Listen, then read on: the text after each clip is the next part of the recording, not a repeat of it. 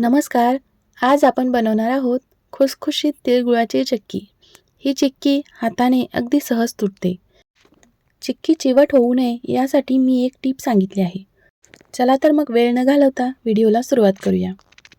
सर्वात आधी एका कढईमध्ये मी 1 कप तीळ घेतले. इथं मी गावरान तीळ वापरलेत. तीळ कोरडेच भाजून घ्यायचे. गॅस मंद आचेवर ठेवायचा म्हणजे तीळ आतून छान भाजले जातात. आता तीळ भाजून झालेत. थंड होण्यासाठी मी हे एका ताटामध्ये काढून घेते. पाक करण्याच्या अगोदर एका प्लास्टिक पेपरला ब्रशने तूप लावून घ्यायचं.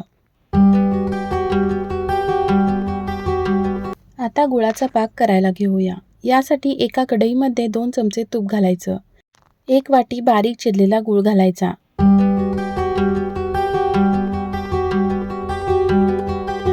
2 ते 3 चमचे पाणी घातलं. गूळ विरघळेपर्यंत एकसारखं हलवत राहायचं. गूळ विरघळलेला आहे. आता इथं मिश्रणाला उकळी आलेली आहे. आता अधूनमधून हलवत राहायचं. पाकाला उकळी आली की एका वाटीमध्ये थोडंसं पाणी घेऊन पाकाचे 2-3 ड्रॉप्स टाकायचे.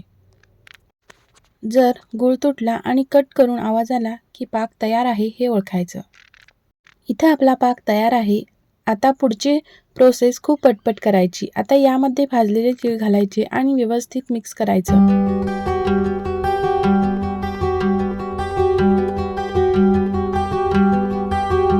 मिश्रण व्यवस्थित मिक्स करून झालं की लगेच प्लास्टिक पेपरवर काढायचं. वरून प्लास्टिक पेपर झाकायचा आणि लाटण्याने लाटून घ्यायचं. मी दाखवल्याप्रमाणे प्लास्टिक पेपरला चौकोनी आकारात घडी घालायची. आता वरची बाजू उलटी करायची.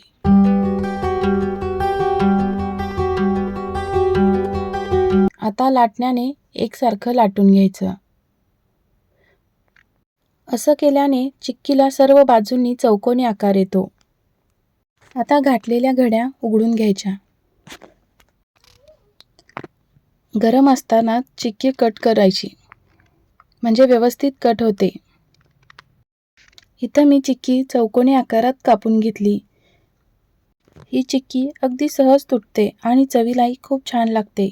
तुम्ही ही तिळगुळाची चिक्की एकदा नक्की ट्राय करा आणि तुम्हाला ही रेसिपी कशी वाटली हे मला कमेंट करून नक्की सांगा आणि व्हिडिओला लाईक करा. जर तुम्हाला माझ्या रेसिपीज आवडत असतील तर आपल्या चॅनेलला सबस्क्राईब करा आणि बाजूचे बेल आयकॉन क्लिक करा.